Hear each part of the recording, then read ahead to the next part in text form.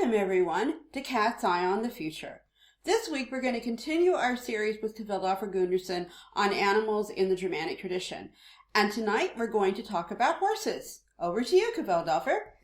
Okay, well, of all the Germanic beasts of might, the horse is the one that is closest to the other world.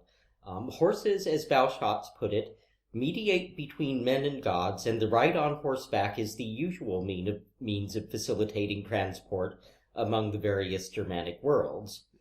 When Tacitus described the religious practices of the early Germanic tribes, he tells us that in the holy groves and coppices are fed certain white horses never soiled by mortal use. The divinations carried out in the holy groves by means of their neighing and snorting, according to Tacitus, were most highly thought of any divinations, for the nobles, according to him, regard themselves as the servants of the gods, but the horses as their confidants. Now, how accurate anything from Tacitus is in specific, we're never entirely sure. I'm not at all convinced that the Germanic nobles generally regarded themselves as the servants of the gods, but nonetheless, Tacitus does seem to be of the impression that horses had a very particular might and capability to communicate with the gods.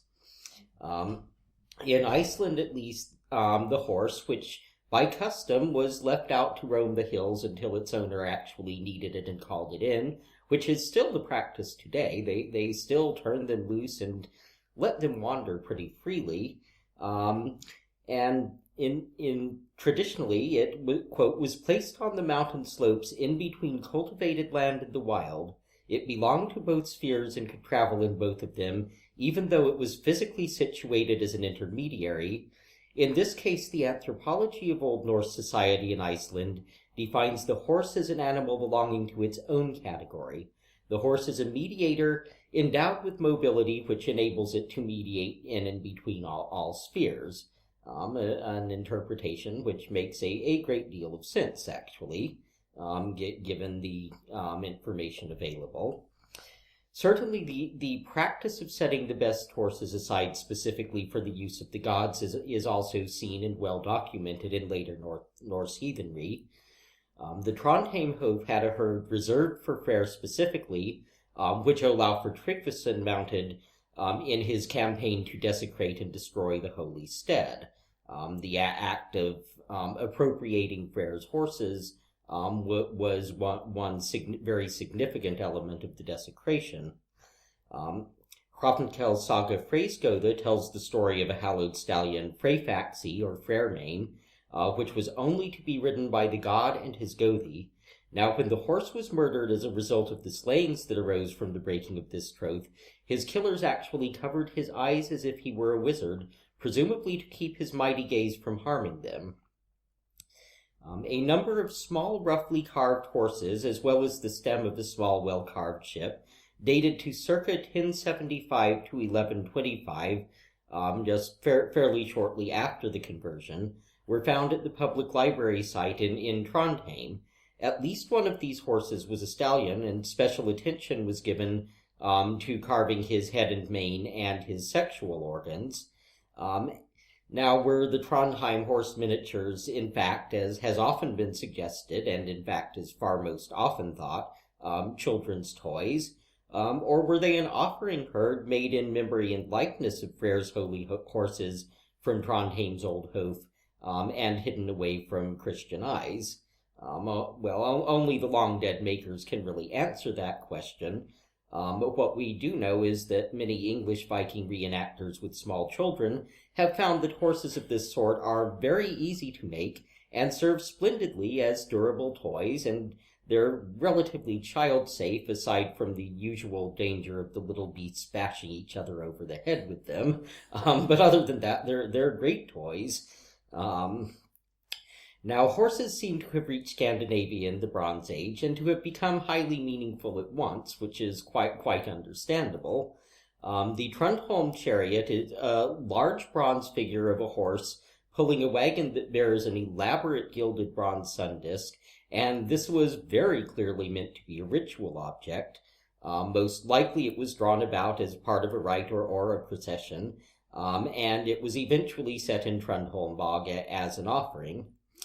While showing an unbroken continuity between Bronze Age imagery and Viking Age religious literature is always problematical at the best of times, it is difficult not to see the Trundholm Sunwain horse as at least a forerunner to our Vaki and Alsvidr who pull Sol's wagon. The many Bronze Age vessels of fine gold with handles that end in horses' heads, such as the Lavensgård bog cups and the Borgbjerg cups, also suggest a very strong ritual and or high social status character to the Bronze Age horse in Scandinavia. And in fact, that particular artistic image, probably religious, also reached to Ireland. There are some gold cups with horse head handles from the same period in the National Museum here in Dublin, which looked as though the Irish had nicked them from the National Museum in Copenhagen. So obviously there was some fairly significant cultural continuity going there, and the horse was probably quite an important aspect of it. And we also see in the southern Scandinavian Bronze Age rock carvings, which we frequently have no idea what exactly they mean. Some of them we have a better idea than others. Some of them are pretty explicit. But there are a great number of ships shown in these carvings which have horsehead prows. We don't know for sure if this suggests that the habit of mounting an animal head on the prow actually started with Bronze Age ritual, but given these depictions, one can't rule out that the possibility that it's a great deal older than the Viking Age. Now, the horse is the chief means by which gods, humans, and any other wights may cross between realms. The one remarkable exception to this is Thor, who either walks or rides in his goat-drawn wagon, perhaps because his might is too great for a steed to bear directly. Maybe this preserves a memory of the Bronze Age chariots. Again, we really don't have any way of knowing. But Grimnismal 29-30 speaks of Thor wading through great rivers to the Aces deeming beneath Yggdrasil, while all the other gods ride. So apparently there really is a reason for Thor not to get on horseback. Now, those who are familiar with the Icelandic horse know that it's an exceptionally powerful animal, but it's not a very large animal. One may fairly wonder that if the Vikings had already had something of the size and exceeding great power of the Swedish draft horse, which is not a terribly tall horse, 15 to 16 hands usually, but is immensely muscled, a fantastic horse. If they might have envisioned Thor with one of those, we don't know for sure. Wasn't there a king who was known like Walker or something? Because he couldn't. It was his height. It was Gundarsson, Hrolf the Walker, and he was known as Hrolf the Walker because he was too tall to ride a horse. And again, if you've ever seen an Icelandic horse, they tend to run about 12 to 14 hands. They're very short horses, and one could see how a very tall man would have considerable difficulty riding one of these without having it just, sort of walk out from between his legs and leaving him standing. Whereas with Thor, the problem doesn't seem to be a height problem so much as a mass problem. Perhaps massive power, but also probably envisioned in terms of physical muscle. But the rest of the gods ride. Odin is frequently seen riding in the Middlegarth.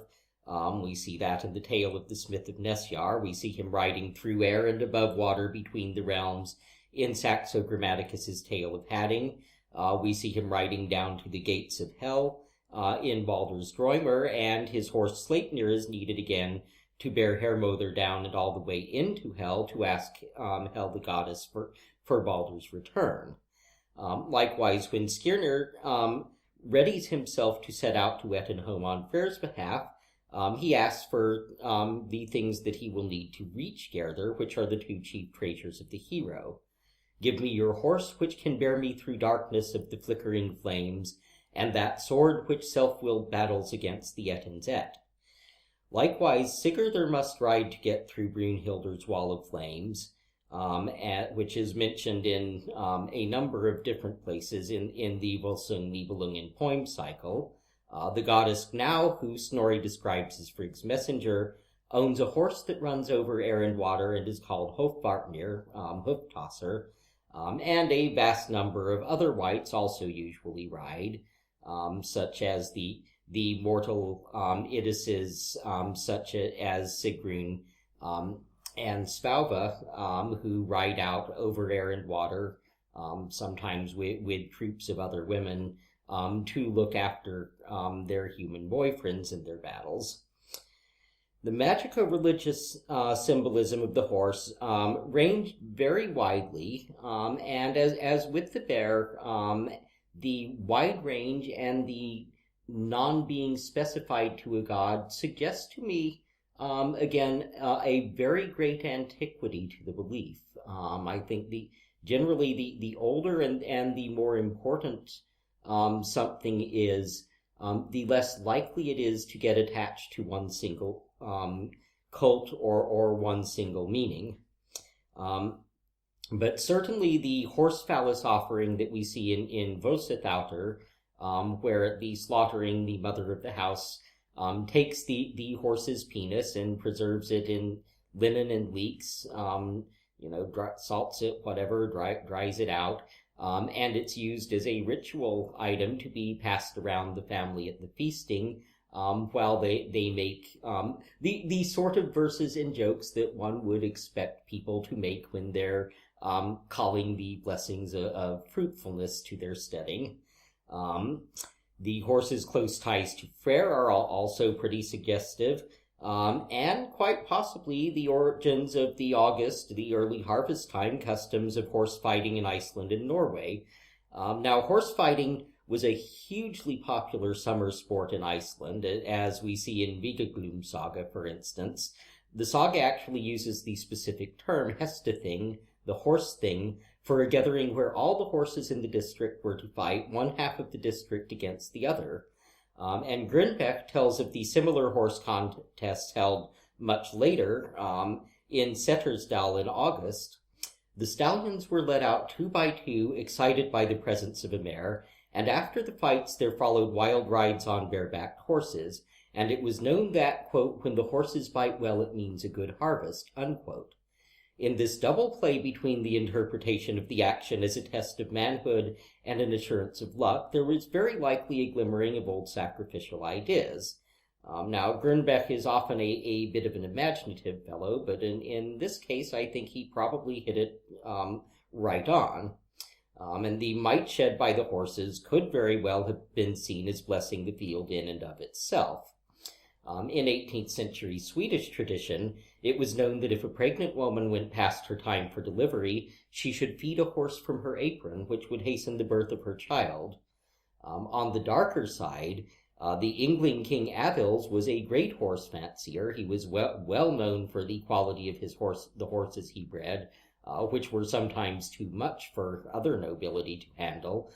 And he met his death most fittingly by being thrown as he rode around the Dísarsalar, the Idises' hall, at winter nights, and broke his head on a rock, quite likely as an offering to Freya, the Idises, or both. Avil's death is one in this long string of strange Yngling deaths, all of which seem to have an offering character about them, and the further explanation given by Snorri the further explanation given in Ynglingatal, which is later explained more thoroughly by Snorri in Ynglinga Saga, makes the supernatural element of the fall even clearer. Yet I have heard that a witchly wight should take away Avil's life, and the death-greedy kinsman of Freyr should fall from the horse's back. And the ruler's son's brains became blended with gravel, and Ali's death-blessed foe should die at Uppsala. Now that sounds like it's describing a sacrifice to me. Mm-hmm. But the horse fighting that we see in Norway and Iceland as a sport, albeit a sport with significant elements, may well have been seen as a very directly ritual act in heathen times. A horse fighting appears on the Swedish Hegeby picture stone in Uppland, circa 400 to 600 CE, in which we see both the horses themselves and the men goading them on to fight. The horses' heads are decorated with the crescent horn headdresses, which also appear on many horses in bracteates in this period. And the migration age crescent horn headdress on the horse seems to be something very significant. Again, we're not really sure what, but we can reasonably safely say that it implies that there is a religious or magical or both element to the horse that is being shown to us. I don't believe any of these actual headdresses have survived in archaeology, but they are certainly common on the most clearly magico-religious art we have from the period. A number of other picture stones from this period also show horses either dueling or facing off as if about to duel, usually flanking a great wheel with spiraling arms, which most people take as showing forth the sun. Kind of difficult to give it another explanation, really.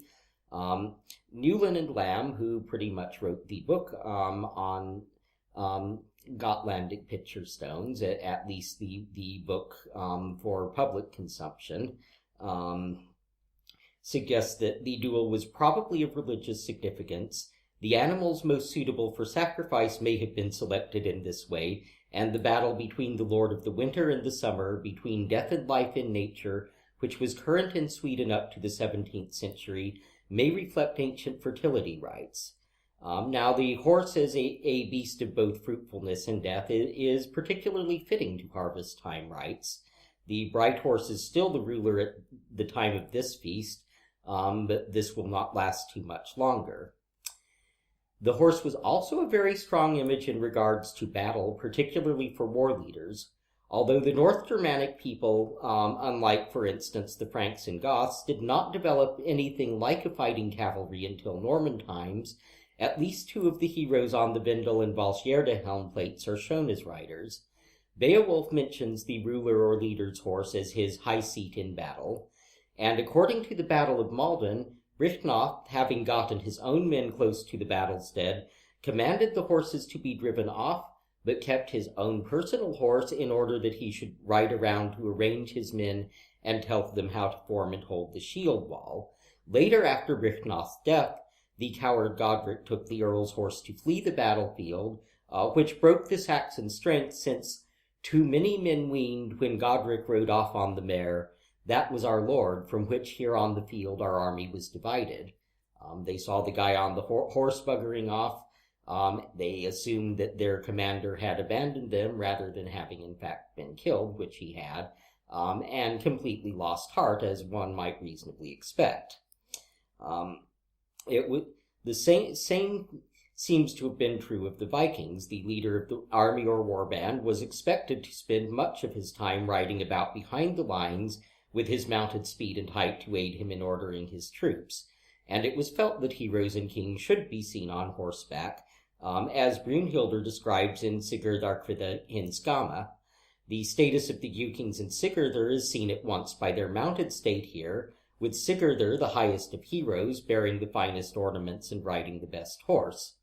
The Staffordshire Horde horsehead helm fitting in LM 678 is an impressive, very stylized piece of gold work adorned with a bridle and head collar, and is a splendid example of the horse as a symbol of battle and rule. Now, there is a huge amount of proof for the horse as a sign of social status overall. Bede states that owning a fine horse was a strong status symbol among the 7th century Angles, and a number of Icelandic sagas recount trouble over exceptionally fine horses. Richards observes in Anglo-Saxon symbolism that for the Anglo-Saxons, horse burials are status-defining statements. Like the Sutton Hoo ship, The horse symbolized wealth and mobility in a society which by the 7th century had become largely settled. Archaeological materials bear this out as well. Horse and rider burials in Anglo-Saxon England are rare and, as Angela Evan notes, reflect status in the broadest sense. Now, the horse was strongly linked with both the dead themselves and the rites of death. Horse burials are found wherever the Germanic peoples ranged. They are very much tied to male burials. Out of 120 horse graves across continental Europe, only 20 were female, and 6 of those were couples' graves. A like unbalance of sexes is found in the South Baltic area, as in the Vindel graves from the Mälar region of Sweden, and only one English burial, round way down 2 from the late 7th century, which is problematical because it was excavated rather clumsily in the 19th century, had a single woman buried with a horse. While it is questioned as to whether the grave horse or other means of transport, such as ship and wain, was always meant to ride for the dead to ride to the other world, or whether it was sometimes or often simply put in the grave as a valuable item which the dead would want in the other world, the iconography of the Gotlandic picture stones and several other references, such as Helraith Brunhildar, which describes Brunhildar riding to hell in the wain in which she was buried, suggests strongly that the first was often believed to be the case.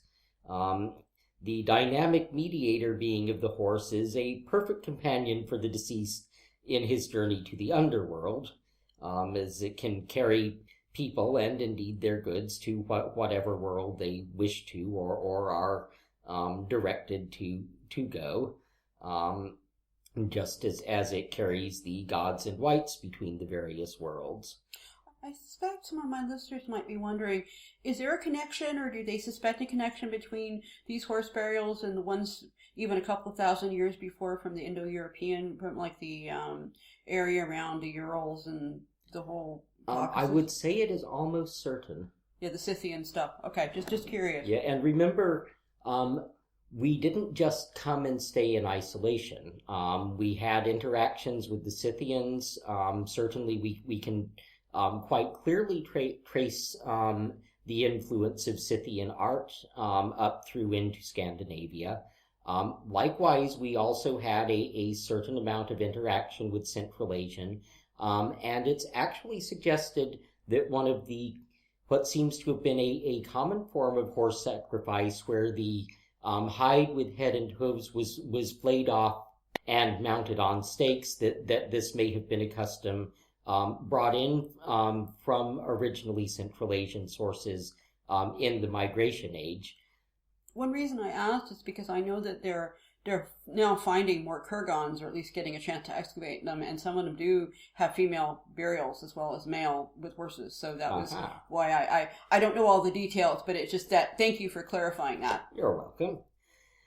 Okay, so, well, continuing further down into the north on the topic of horses and burials, Hel herself is called Yodis, the Horsidus in Englingatal 7, and the context is that of identifying her by this name and the names of her kin, specifically Loki, Fenrir, and Narvi, as the claimer of one of the Yngling kings.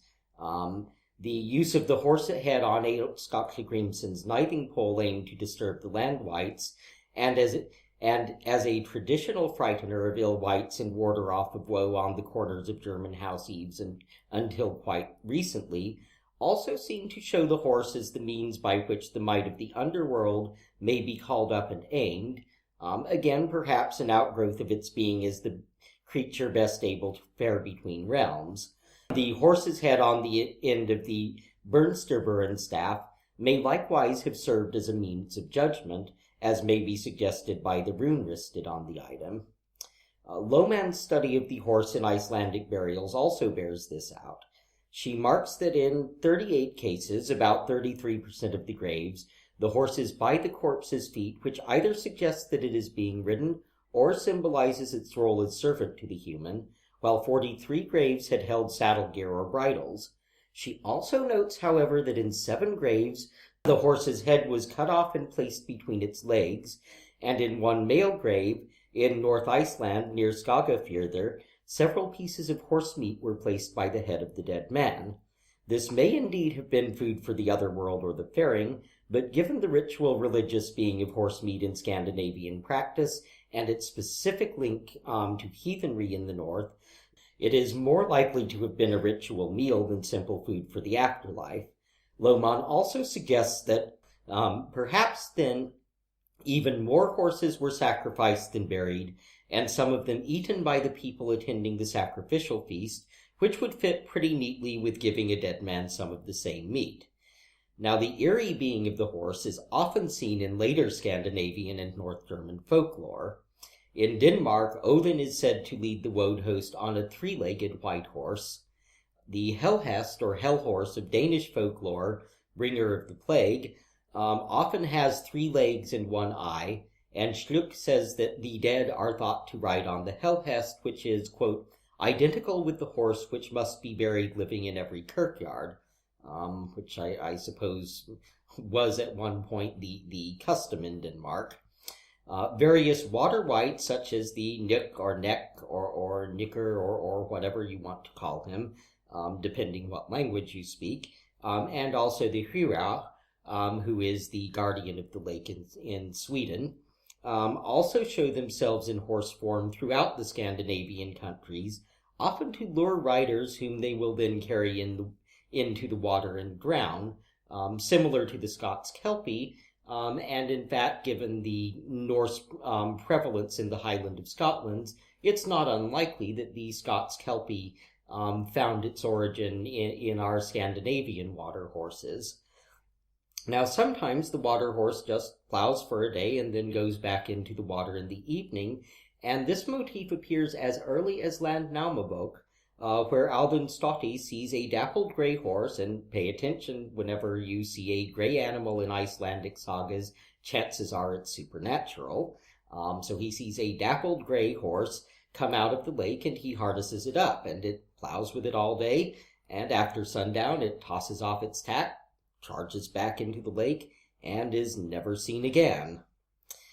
Now, the overall magico-religious might of the horse is spoken of several times in Sigurdrifumal 15 through 17, the list of various places where the rune staves are listed, and whether that list suggests that they're actually all graven or meant to be graven there, as is stated to be the case with the sun shield, and probably a number of other items, or whether some of them are simply sources of the might that is found through the rune staves. More horses are mentioned there than any other type of creature.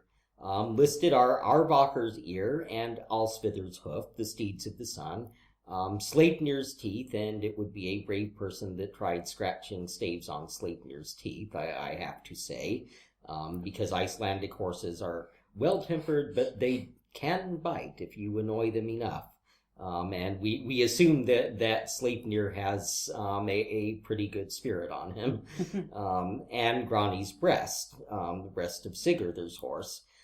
Granted that all of these are more or less otherworldly horses, and hence creatures of might in their own right, nevertheless, their root and magico-religious beings are those of horses.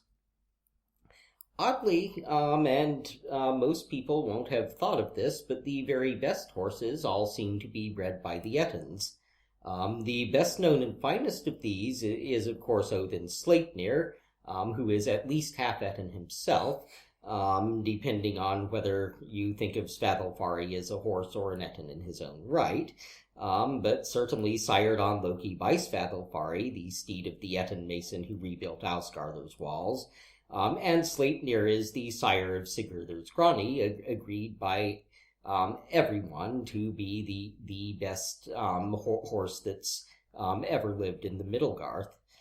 The whole tale of Hrungnir, with the race back to Valhalla, and so forth, also shows the Ettin pride in their steeds and how well justified that pride was.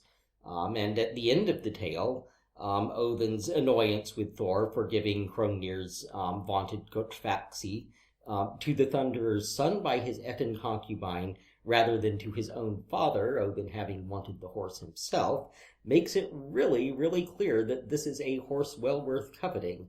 So I guess if you're looking for a really first-rate horse, you now know where to go. It's eastward. You have to cross a big river to get there. I gather the ferryman's got quite a mouth on him.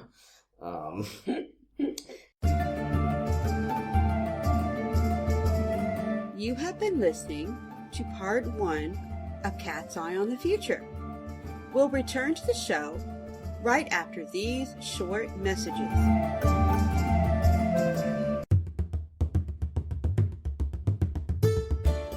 Do you have questions? The cards have answers. If you would like a personal reading with Melody, just go to my website, melodipsychicreadings.com. That's Melody with an I, psychicreadings.com for information, or email me at melodyreader@gmail.com.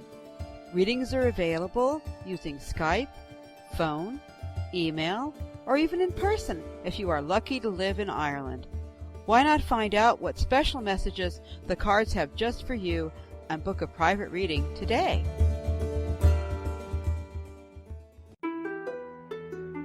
We now return to part 2 of Cat's Eye on the Future.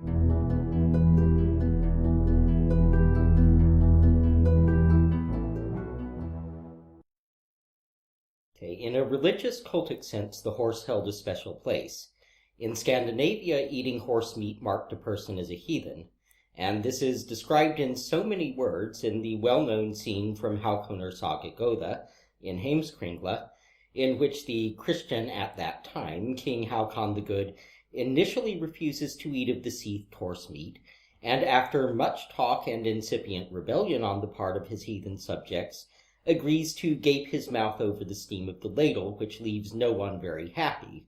Now, Algrip af Norge Konungasögum has a slightly variant version of this tale in which Haukon takes, quote, a bite of horse liver, wrapping it in a cloth without touching it directly. In either case, both the king's reluctance to partake of the heathen's holy offering beast and the necessity for him to do so if he is to hold his kingship, which thus appears to be as much a holy as a political position, is quite clear. Now, even if this scene in Haukonar Saga were suspected to be an embellishment of Snorri's or one of his immediate predecessors, although the alternate version existing suggests that something of the sort certainly happened, the laws of Christian Iceland, which forbade the eating of horse meat together with the setting out of infants and the holding of heathen worship in public, as described in Islendingabok, strongly support this view of the horse as the means of a holy feast at which gods, goddesses, and humans share food, speech, and likeness. Interestingly, the taboo against eating horse meat didn't last in Iceland, probably for practical reasons. Icelanders still eat horses, and in fact it is frequently said that the reason the Icelandic horses are so good-tempered now is that when one with a nasty temper shows up, they eat it. Horse meat is a very common food in Scandinavia. It's very common in Germany and France. It's probable that the English-speaking antipathy towards it is likely to derive from the identification of horse meat with heathenry. And this is a very deep antipathy. Some years ago, when I was in Cambridge, Freya Aswin and the rest of the group there and I attempted to get hold of some horse meat for a midsummer's festival. And we were doing fine, called the knackers. And then they happened to ask what we wanted it for. And we should have said, oh, it's a treat for the dog or something. Instead, we said, well, we're going to eat it. And the guy on the other end of the phone actually called the caller a pervert. You'd have thought we were asking to eat his baby or something.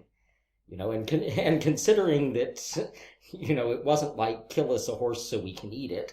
It was just, hey, can we have some of the meat that you're about to make into dog food? Yeah, and I had wondered about that. I was going to ask you because I've noticed living in Europe that most of the Europeans, even the Scandinavians and the Germans or the French, some of them really like it. Some of them it's just ate meat that's there, but it only seems to be in England and the United States where you really get this, just like... Yeah, it's only the Anglophones that have this deep abhorrence of it, and I really think it's very likely that it dates back to the conversion. So there you go. Yeah, now in Iron Age Scandinavia, it was also fairly common to put horse heads or portions of them, skulls and tooth fragments are both found pretty frequently, in house walls, and this was most likely to ward and hallow the house. They could have been remains from offerings made at the house raising. In fact, I think it's pretty likely that they were, very similar to the walling up and foundation offerings, which are so very, very common in the British Isles. It's also possible that they were brought in from offerings made elsewhere, just for their magico-religious might. And as I mentioned earlier, horses were a major sort of might for both curses and wards.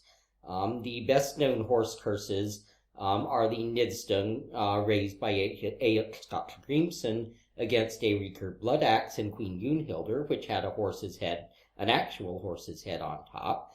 And the similar cursing pole in Vatnsdale Saga, which was actually carved with a man's head and runic spells, but was set into the cloven breast of a mare.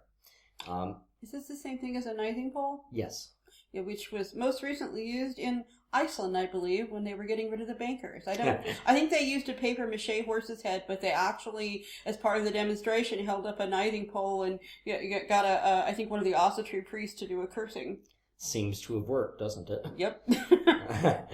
Yes, the horse wristed on the Agium stone is likely to have been meant as part of the curse or ward on that particular stone, as may have been that on the wrist stone, which has a rune accompanying it, which translates as Uther drove this horse.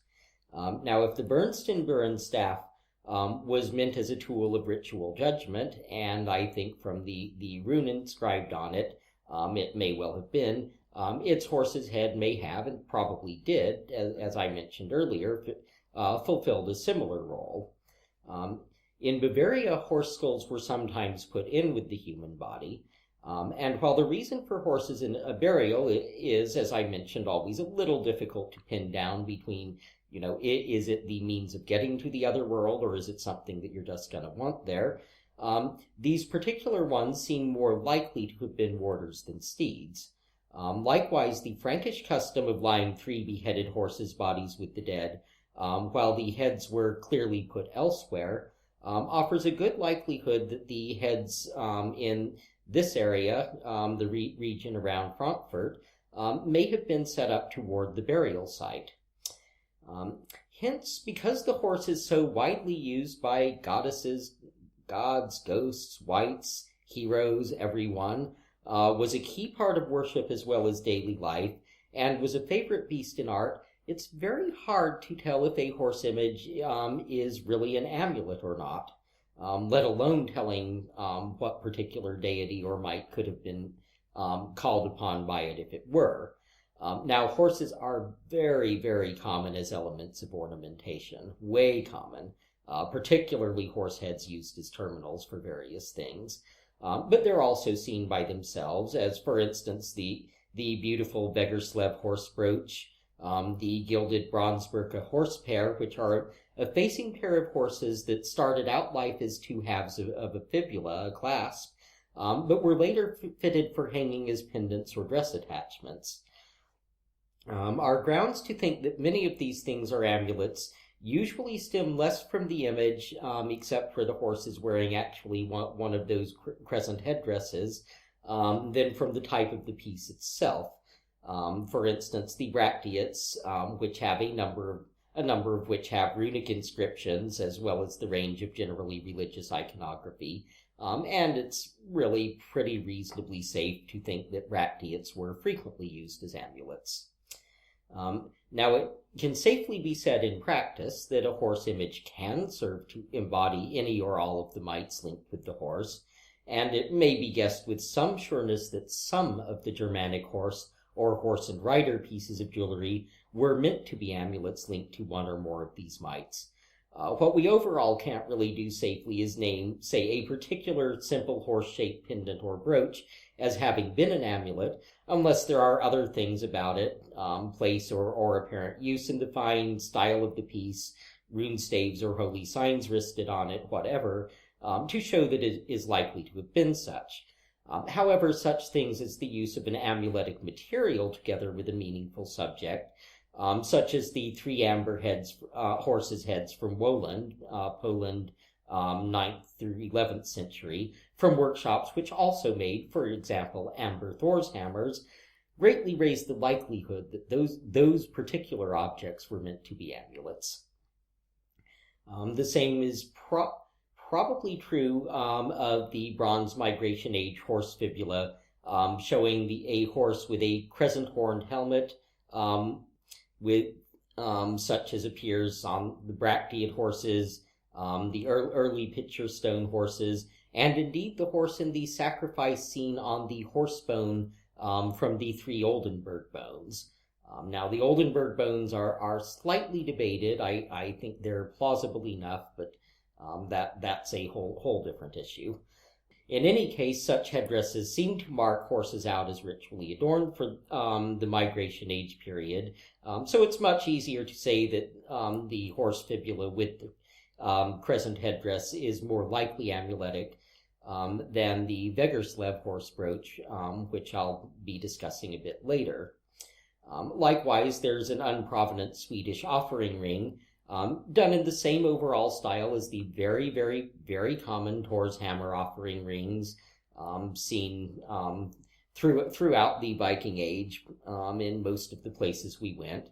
And this particular one from Sweden bore a little bronze horse together with a miniature sword, spear, and chair. Now, in this case, we can be fairly sure that the horse was meant as an amulet, and the weapons and throne and horse together suggest that it was probably an Ovinic amulet. The damaged Groß-Stremkendorf horse fibula from circa 700 North Germany shows the horse in a peculiar attitude, apparently lying down with its rear hoof arching over its back as though it were scratching its neck with it, and the remains of the 2 forelegs also suggest that they were bent sharply upward in a rather unhorse-like manner.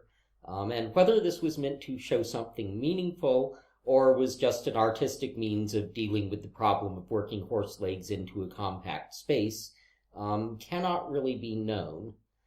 A horse in a like position appears as a sword sheath mount for Valsgärde boat grade 5, although the Valsgärde horse mount legs, from what remains of them, seem to be less contorted. The little horse-like animal mount from Södermanland, Sweden, also shows what is probably a lying horse, but in this case, the legs are folded under it in a relatively natural manner, and its head is turned backward. Now, the shoulder detailing of the Groß-Stremkendorf horse fibula clearly shows the mask of an eagle or falcon. You know it's an eagle or falcon because it's got a curved beak. And the slightly damaged haunch detailing seems to show the mask of a raven. You know it's a raven because it has a straight beak. Apparently our ancestors didn't have seagulls. These details are lacking on the contemporary Vegerslev horse brooch and the other lying horse figure. Although we do see fighting horses intertwined with what may be birds of battle, the likewise contemporary float mount from Södermanland, though the Wendelsee style is pretty stylized and it's not entirely a certain identification. However, the combination, more than passingly reminiscent of the Wendel Age helm plates, on which the eagle, raven, and horse appear together as attributes of the hero, although interestingly the Groß-Stremkendorf horse fibula was found in a woman's grave, number 843, from the burial ground by the Groß-Stremkendorf trading port, which makes a specific amuletic use for this piece a little more difficult to guess at than when such attributes appear on a battle helm, particularly since the woman in question was not buried with weapons or armor herself. The unusual attitude of the Groß-Stremkendorf horse, especially taken together with the eagle and raven at its limbs, might suggest that it is dead and specifically battle slain, and we can maybe also compare the turn-back head of the Litta horse-like animal mount to the head and neck positioning of the horse in the horse sacrifice scene of the Gotlandic Butta Inga 5 sepulchre wallstone. Now, in such a case, some form of memorial or funerary reading would become far more likely, as the horse's death in battle could quite reasonably be taken to imply that of the absent rider or well. An othenic or funerary sacrificial character to the horse would also not be an unreasonable thing to infer from the eagle and raven if the posture were to be taken to indicate the horse's deceased state. However, we're short on really obvious depictions of dead horses from the migration through the Viking Age, and given the overall tendency to stylize their animal and twist their limbs for aesthetic or available space reasons, we probably shouldn't leap too quickly to the conclusion that the lying horse is in fact a dead horse. Well, especially because we know from our own Icelandics that Icelandics are small enough that they will lay down in ways that adult horses of many other breeds will not. And the first few times they did it, it scared us to death. Yeah, because normally grown horses do not lay in that position unless they're like really dead. And of course, we pelted out to the field to check on the horse, and they gave us the look and got up and like, what are you making a fuss about? Exactly. Back to our horse brooches here.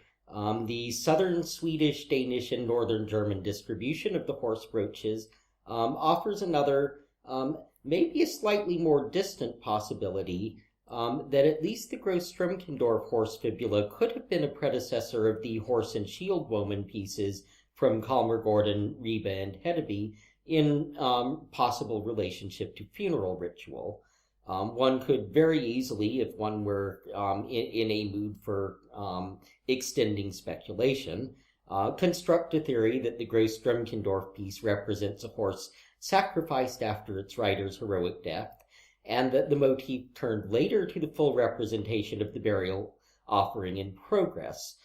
Certainly these brooches show an image which is most readily interpreted as the bereaved woman walking the dead man's horse to meet the raven-masked shield woman who stands ritually for the Valkyria, and like Ibn Fadlan's Angel of Death killing the slave girl in the Rus funeral, this raven-masked priestess Githya plays the part of the sacrificer of the horse. Now, this theory would fit the imagery and context of the Gross-Strumkendorf horse, but relies on the uncertain assumption that it was actually meant to be dead or at least marked for death, and also relies on accepting that the horse and shield woman brooches actually do show a funeral ritual. I think they do. It's certainly a better explanation than the other ones that have been proposed, which have gotten even farther out into fuzzy speculation land. This is that picture that a lot of people will recognize, sort of stylized on various book covers and stuff, of the woman leading the man in armor on horseback. I think that's the Hedeby one is the one that has the guy on horseback, and I wondered if that present a sort of double vision of the deceased rider on the horse being led. Right. In the other ones, the guy isn't there. It's just one woman leading the horse, one standing in front of the horse with the shield, the raven mask, and the drinking vessel possibly being held for the horse. Now, there is a theory that there's a relatively limited number of horse-shaped brooches like the Gross-Strumkendorf one, and Kleingärtner suggests that this limitation suggests their possible exclusivity and therefore a specific role for these pieces as a badge of status. Would also offer fair grounds for the Gross-Strumkendorf one as a woman's piece. Because even if she were not herself a warrior, and again, I've got to point out her grave doesn't give any suggestion that she might have been, she was very likely of an Atheling kindred, the social class most often seen as full-time warriors and war leaders, and with whom the eagle, raven, horse imagery appears to be most strongly linked.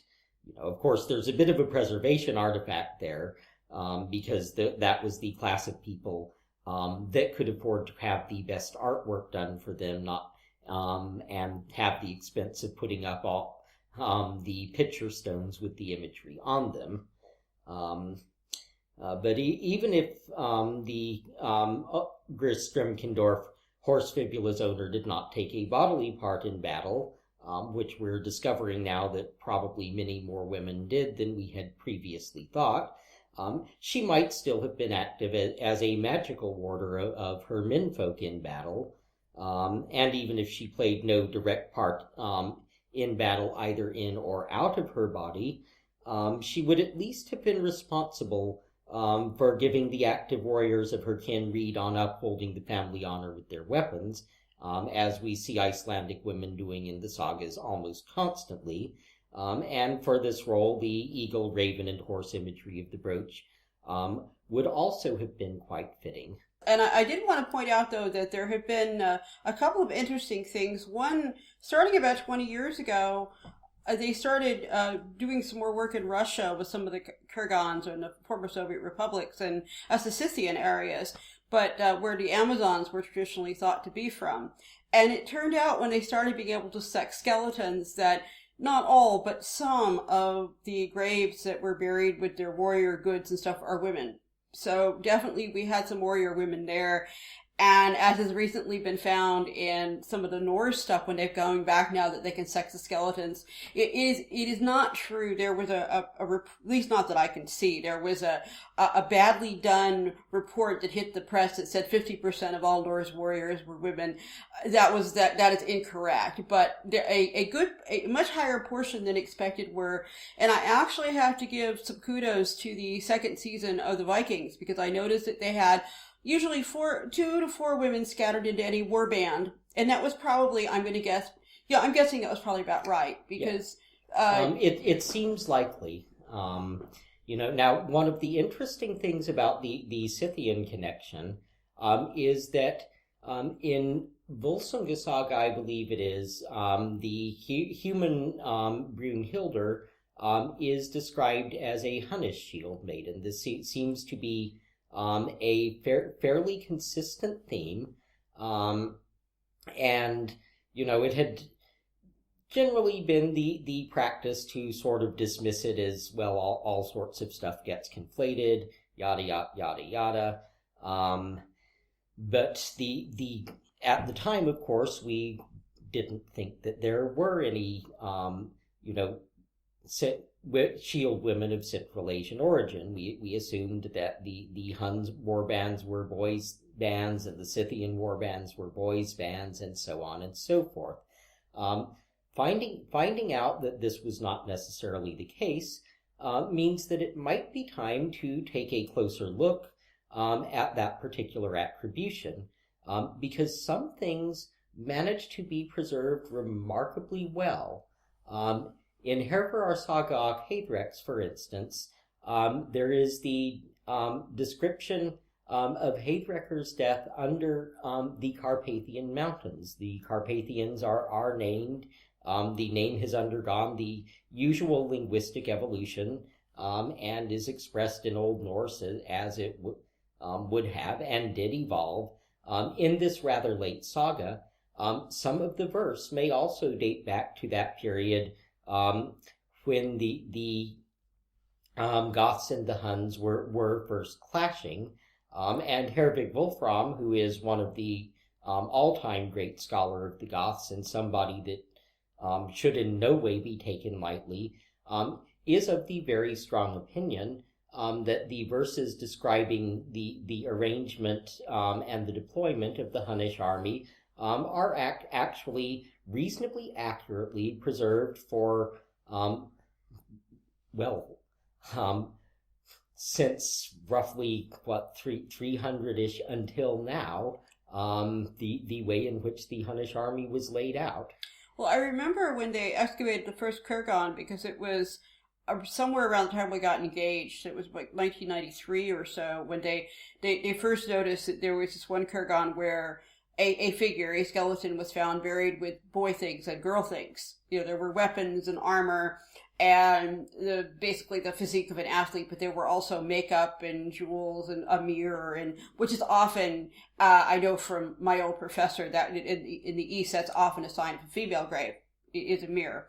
And they were very confused, and there were all of these, well, maybe this was, a homosexual warrior or, whatever. And then, they test the skeleton, and it was a girl, it was a female warrior, which buried with her girly stuff and her fighting stuff. So obviously she did, the other thing interesting about that is she obviously didn't have to totally take the role of a man.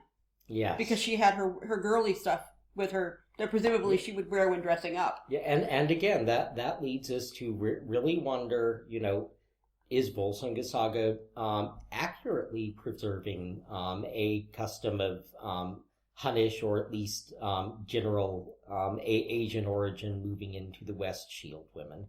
Yeah, well, we know the Scythians were doing it for sure. Yeah, it's these preservation things are interesting. In Ireland, we've also seen it.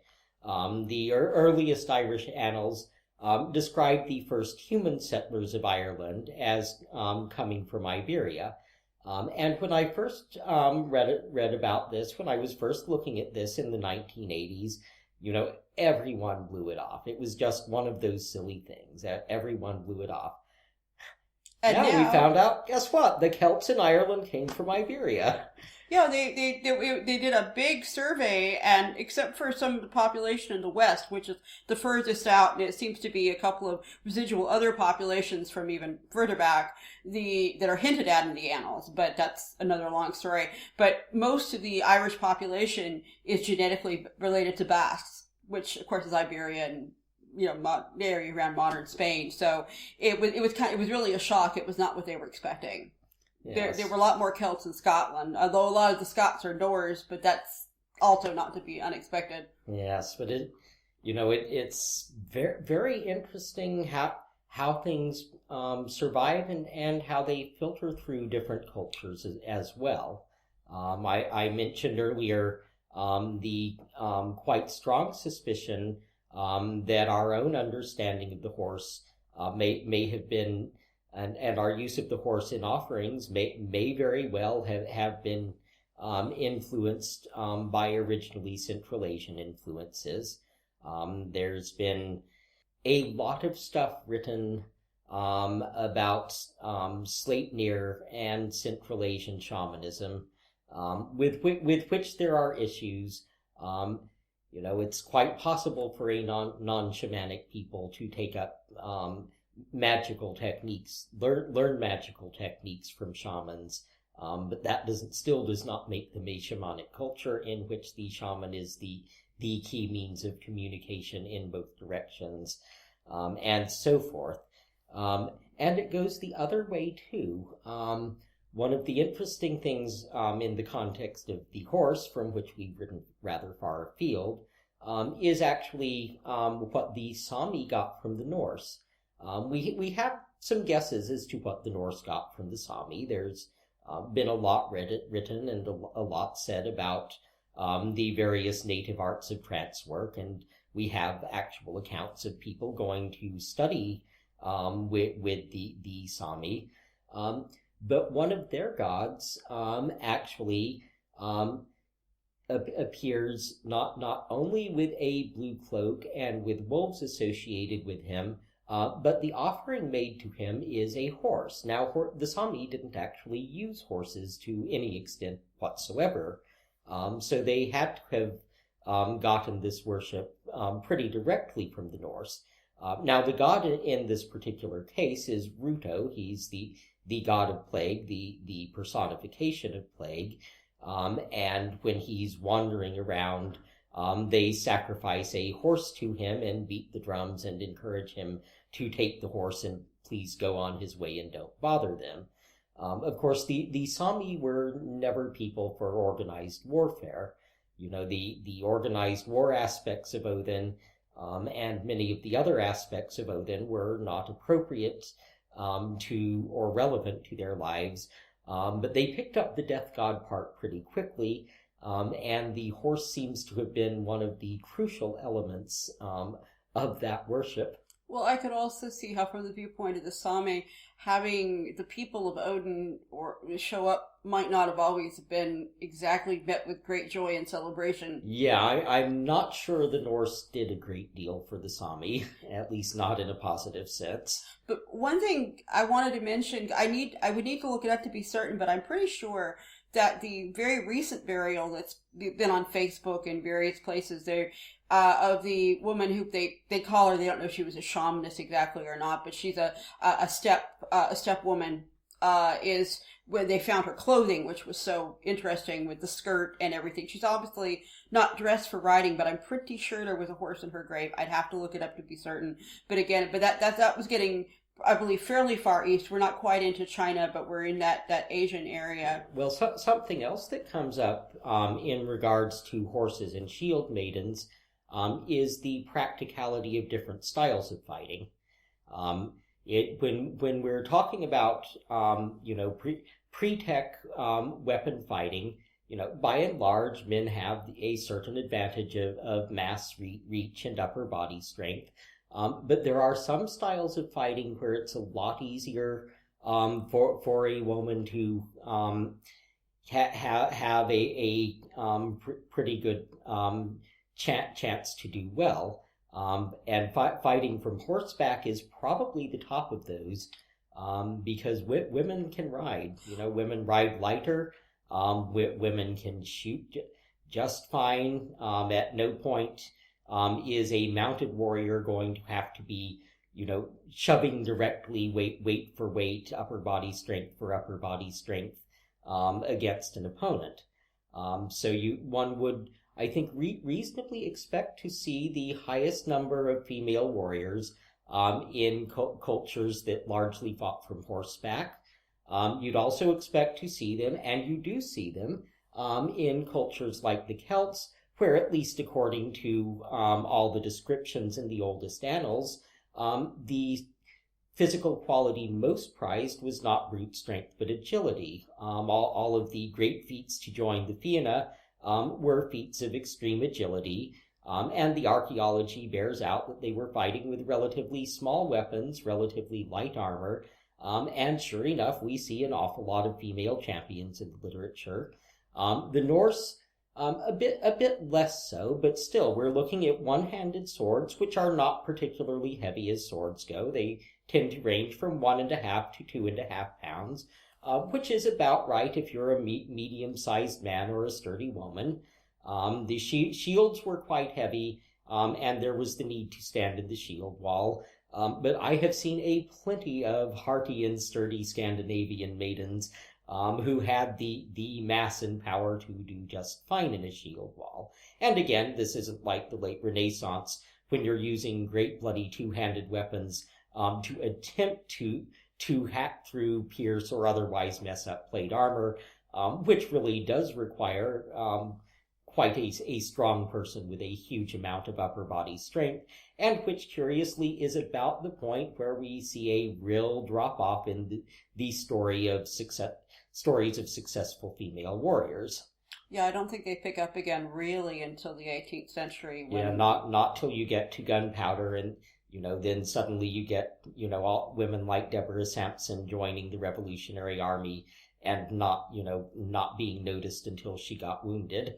Yeah, one thing too that occurred to me just while you were talking is that it would make perfect sense for a great heroine, female hero, to be Hunnish shield maiden, because I bet you we don't know that much about Hunnish warfare except that it was mounted, that I'm aware of, and it would make perfect sense that the culture that primarily is fighting by bow and using, I believe they were using like smaller horses that went really fast, type of stuff. Speed, agility, mobility, bow and arrow, and a woman can do that as well as a man, if not better, and quite possibly better. And might not have been reported, because what little we have, I think, some of it was reported by Europeans and whatnot, not just the Norse, but the like some of the Roman writers and things.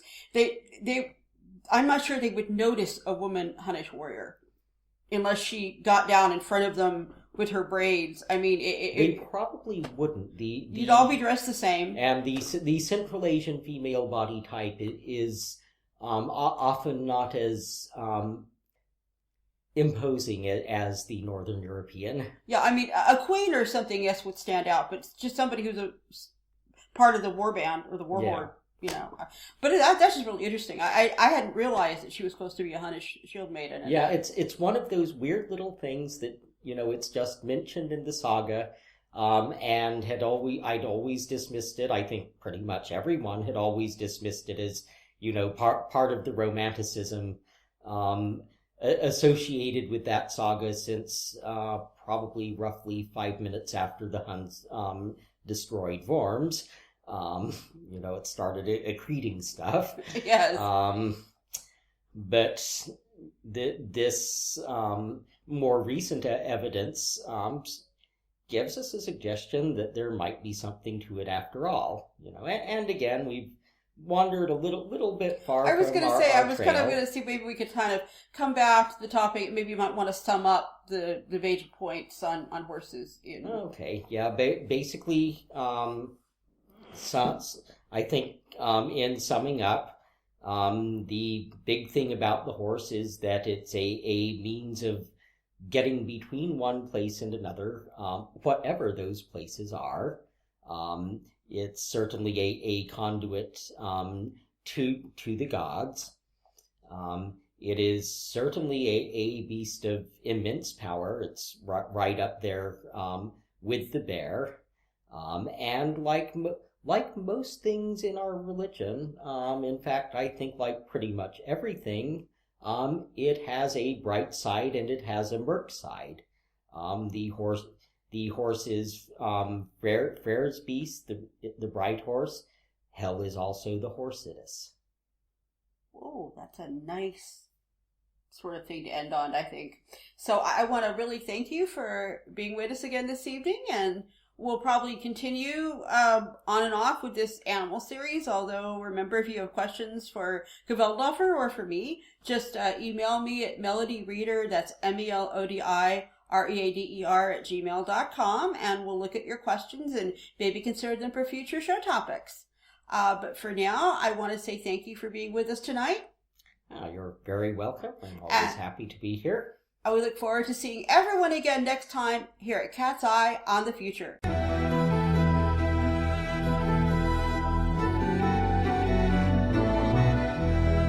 You have been listening to Cat's Eye on the Future, the show where we take a look at what's coming up in your world and your future. Join us again next time for another episode of Cat's Eye on the Future.